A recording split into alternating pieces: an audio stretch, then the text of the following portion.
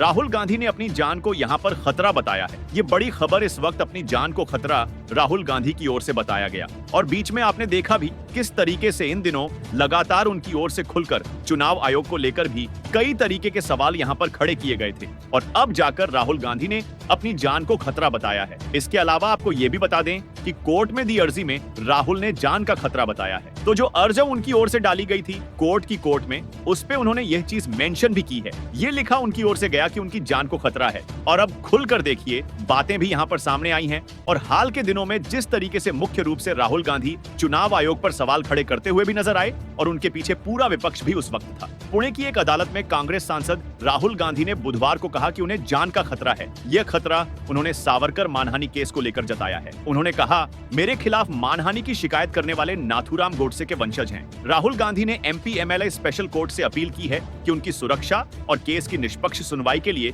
Preventive protection दी जाए। यह राज्य की संवैधानिक जिम्मेदारी है। कोर्ट इस मामले की अगली सुनवाई 10 सितंबर को करेगी। राहुल के वकील मिलिंद पवार ने कोर्ट में लिखित सूचना देकर कहा कि वोट चोरी का मामला उजागर करने के बाद राहुल गांधी को खतरा बढ़ गया है। मिलिंद ने बताया कि बीजेपी नेता आरएन बिट्टू ने राहुल को आतंकवादी कहा था, जबकि बीजेपी नेता तरविंदर मारवाह ने खुली धमकी दी कि अगर राहुल सही व्यवहार नहीं करेंगे तो उनका अंजाम उनकी दादी जैसा हो सकता है। शिकायतकर्ता सत्यकी का संबंध सावरकर और गोडसे परिवार से है। वह अपने प्रभाव का दुरुपयोग कर सकते हैं। याचिका में कहा गया, महात्मा गांधी की हत्या एक सोची समझी साजिश थी और ऐसे पारिवारिक इतिहास को देखते हुए उन्हें नुकसान पहुंचने या गलत तरीके से फंसाए जाने का खतरा है। राहुल गांधी ने कहा था कि सच्चा हिंदू कभी हिंसक नहीं होता, नफरत नहीं फैलाता। बीजेपी नफरत और हिंसा फैलाती है। इस बयान के बाद बीजेपी नेताओं ने उन पर हिंदू समुदाय का अपमान करने का आरोप लगाया। मार्च 2023 में राहुल गांधी ने लंदन में एक भाषण में दावा किया था कि वीडी सावरकर ने एक किताब में लिखा था